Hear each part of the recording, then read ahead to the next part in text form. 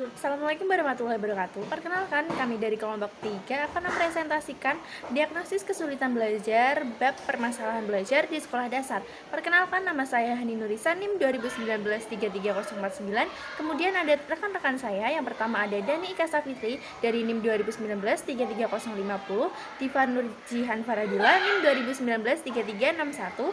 Kemudian ada Dwi Novitasari dari NIM 2019-33077. Kemudian ada Alfijana NIM 2019-33091. Yang pertama, pendahuluan. Meskipun tidak semua pembelajaran itu sempurna, senantiasa mengalami apa yang disebut dengan masalah. Penting untuk menyelidiki masalah yang muncul selama proses pembelajaran serta akar penyebabnya, dengan mempertimbangkan kejadian-kejadian yang berkontribusi pada serangkaian peristiwa internal yang dihadapi siswa. Mengingat konteks ini, penting untuk melakukan penelitian terhadap isu-isu permasalahan yang mempengaruhi siswa dalam belajar di sekolah. Untuk pokok bahasan yang akan kami bahas kali ini adalah apa saja permasalahan belajar yang ada di sekolah dasar. Kemudian yang kedua ada bagaimana cara mengatasi permasalahan-permasalahan pendidikan di Indonesia. Pertama, kita bahas dulu apa itu diagnosis. Diagnosis merupakan upaya untuk menemukan faktor-faktor penyebab atau melatar belakangi timbulnya masalah pada siswa. Dalam konteks proses belajar mengajar, faktor-faktor yang menyebabkan kegagalan belajar siswa bisa dilihat dari segi input, proses, ataupun output belajar. Kemudian belajar meliputi seluruh aktivitas mental dan psikologis yang dilakukan oleh seseorang, menyebabkan terjadinya perubahan perilaku yang berbeda setelah belajar dan sebelum belajar. Kemudian apa itu permasalahan? Istilah masalah mengacu pada situasi yang tidak memenuhi tujuan dan harapan. Isu adalah sesuatu yang berkembang sebagai aktivitas dari beberapa dampak atau penyebab. Ketidaksesuaian antara tujuan pembelajaran dan hasil pembelajaran merupakan akar penyebab masalah pembelajaran. Setiap permasalahan tentu harus dicari solusinya. Upaya-upaya agar tujuan ataupun harapan dapat tercapai menurut Rahmadi 2019. Jadi yang dimaksud masalah adalah sesuatu yang dibutuhkan penyelesaian karena terdapat ketidaksesuaian antara teori dan apa yang ada pada kenyataan yang terjadi. Selanjutnya, macam-macam permasalahan anak di sekolah meliputi permasalahan fisik anak usia sekolah dasar. Yang pertama ada obesitas atau kegemukan. Kegemukan yang terjadi pada usia 6-11 tahun merupakan isu utama yang terjadi pada usia sekolah dasar. Penyebab kegemukan tersebut disebabkan karena kelebihan berat badan sebagai akibat dari kurangnya berolahraga dan terlalu banyak makan.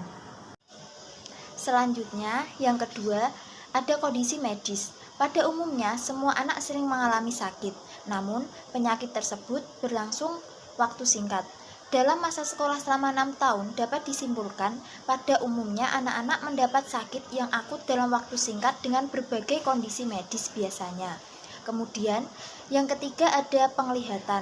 Pada anak usia sekolah, penglihatan lebih tajam daripada waktu-waktu sebelumnya. Anak yang berusia di bawah 6 tahun cenderung memiliki penglihatan jarak jauh sebab mata mereka belum matang dan dibentuk secara berbeda dari orang dewasa. Namun setelah usia tersebut, maka mereka bukan hanya lebih matang, tetapi juga dapat memfokuskan penglihatan lebih baik. Selanjutnya ada permasalahan psikis anak usia sekolah dasar. Yang pertama ada keterlambatan akademik, yang kedua ada sangat lambat belajar, yang ketiga keadaan murid yang memiliki bakat akademik yang kurang memadai, yang keempat penguasaan materi yang lebih rendah dari yang dipersyaratkan, kemudian yang kelima ada off-task behavior, merupakan bentuk perilaku yang muncul selama mengikuti proses pembelajaran tetapi tidak mendukung kegiatan belajar. Bentuknya adalah tidak semangat mengerjakan tugas di kelas, bicara sendiri selama mengikuti pelajaran, melanggar tata tertib sekolah, melamun ketika mengikuti kegiatan pembelajaran. Yang keenam ada tidak ada motivasi. Yang tujuh, koordinasi motorik yang tidak disebabkan oleh retardasi mental.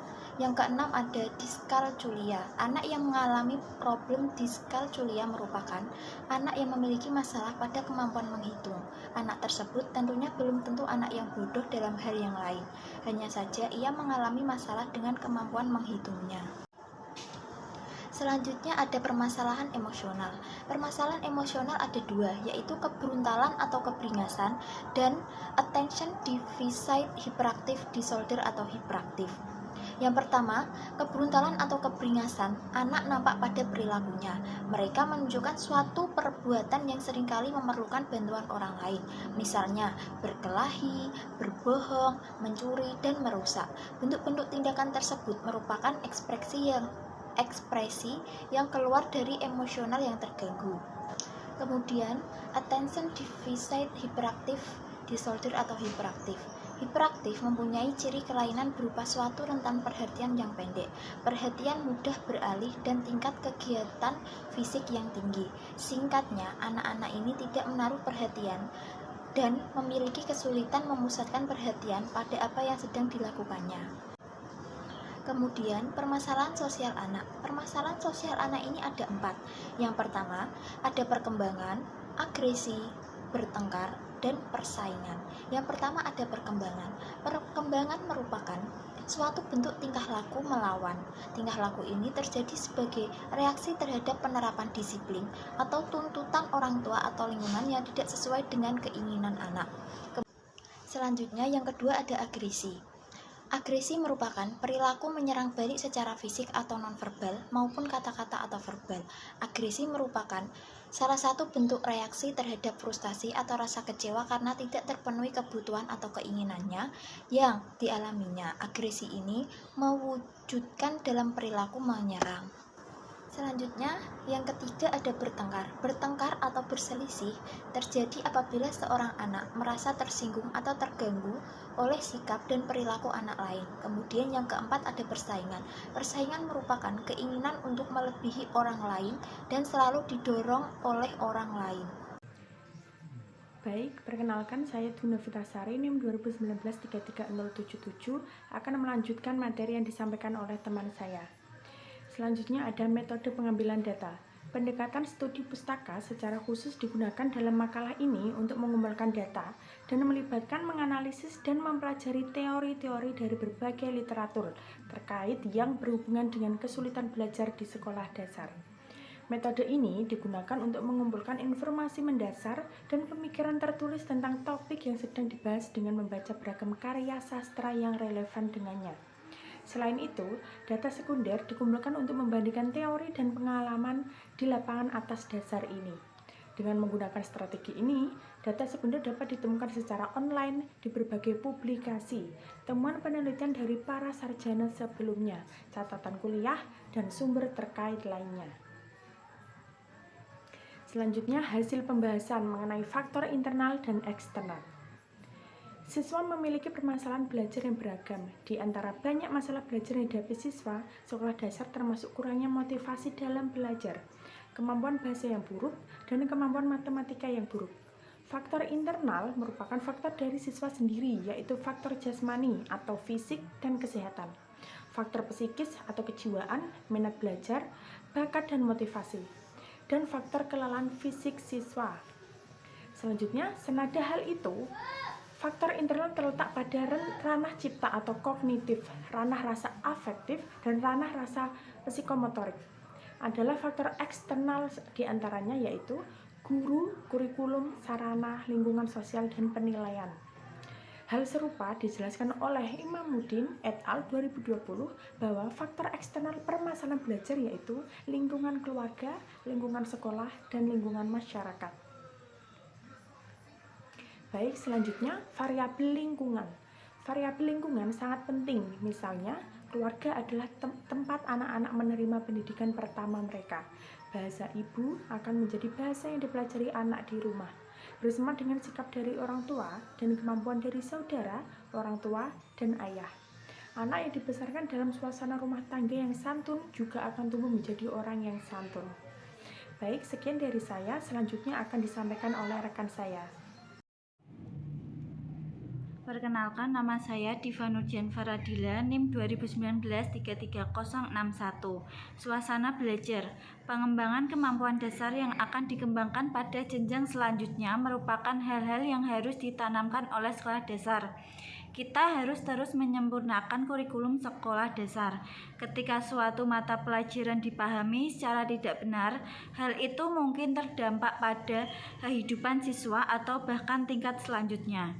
Materi pembelajaran yang disampaikan guru SD harus mampu memotivasi siswa.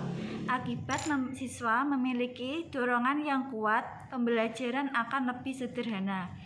Guru harus mampu menyampaikan informasi tertentu sedemikian rupa sehingga tidak terjadi miskonsepsi.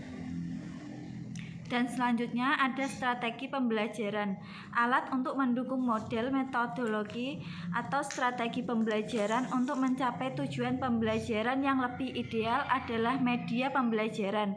Motivasi belajar siswa akan meningkat dengan adanya perangkat pembelajaran yang tepat. Motivasi berkaitan erat dengan gaya belajar siswa sehingga guru harus mampu meramu suatu pembelajaran pada siswa sesuai gaya belajar mereka. Media berfungsi mengkonstruksi pemahaman pada siswa, di mana pembelajaran konstruktivistik berpandangan bahwa pengetahuan, sikap, dan keterampilan tidak mungkin diperoleh secara instan, melainkan dibangun secara bertahap. Terima kasih, selanjutnya akan disampaikan oleh rekan saya. Perkenalkan, nama saya Alfijanah, NIM 2019-33091.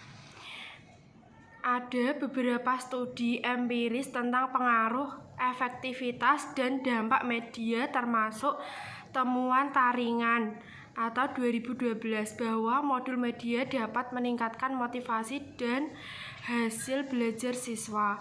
Sebuah studi terkait menemukan bahwa menggunakan animasi untuk mengajar murid dapat meningkatkan antusiasme dan pembelajaran mereka. Menurut Goesat, media prestasi PowerPoint dapat meningkatkan motivasi dan hasil belajar siswa. Dalam penelitian terkait, Sobiroh Ulfa Kurniawati menemukan bahwa media interaktif berbasis perangkat mobil dapat meningkatkan engagement dan hasil belajar siswa. Penggunaan media dalam pendidikan kemudian dikenal dapat membantu siswa mengatasi tantangan belajarnya dan meningkatkan motivasi, kemampuan, dan hasil belajarnya. Sehingga jelas bahwa tantangan belajar dapat diatasi dengan penerapan metode, model, dan sumber belajar yang sesuai, sehingga menghasilkan pembelajaran yang efektif, efisien, dan dengan hasil belajar yang lebih baik. Simpulan, hasil analisis menunjukkan permasalahan siswa dipengaruhi pada faktor internal dari diri siswa dan eksternal. Faktor eksternal mewarnai faktor internal siswa. Salah satu permasalahan rendahnya motivasi belajar yang mempengaruhi pada kemampuan, keterampilan, dan capaian hasil belajar. Guru dituntut mampu mencari solusi permasalahan belajar dengan langkah pembelajaran yang inovatif, kreatif, sehingga tujuan pembelajaran dapat optimal. Terima kasih atas presentasi dari kelompok kami. Mohon maaf apabila ada kesalahan dalam penyampaian materi. Wassalamualaikum warahmatullahi wabarakatuh.